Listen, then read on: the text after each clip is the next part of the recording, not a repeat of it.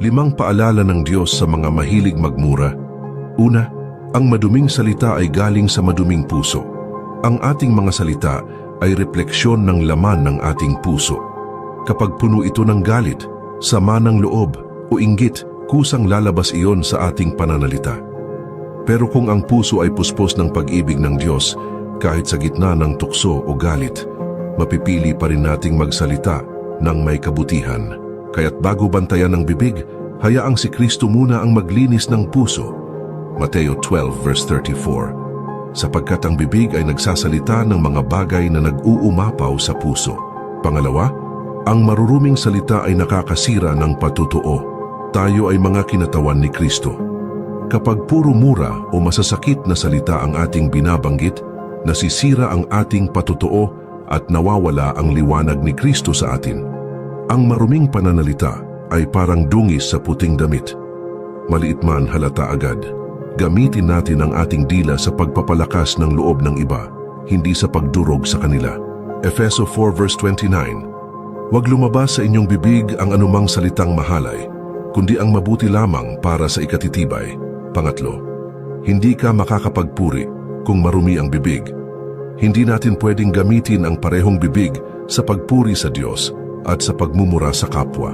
Ang tunay na pagpupuri ay galing sa pusong dalisay at bibig na sanay magpuri, hindi man lait.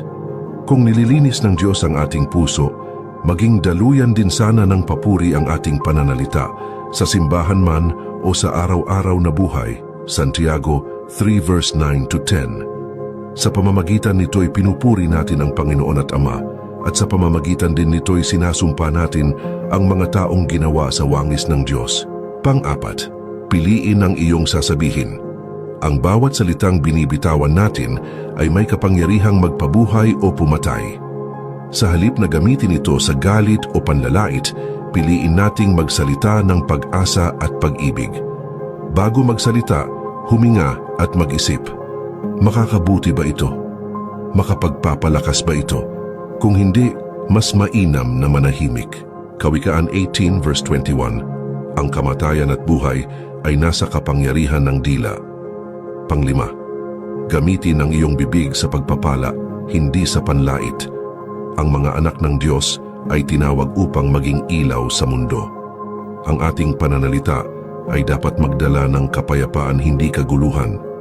Kapag nasaktan ka, huwag gantihan ng mura, gantihan ng panalangin. Ang tunay na lakas ay nasa kakayahang manahimik at magpatawad, hindi sa pagsigaw ng galit.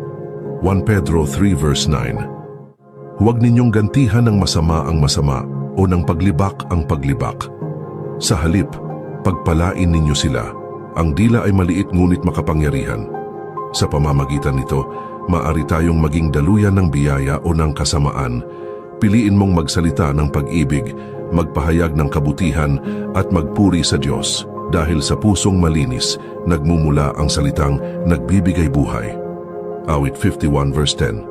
Linisin mo ako, O Diyos, at likhain mo sa akin ang isang pusong dalisay.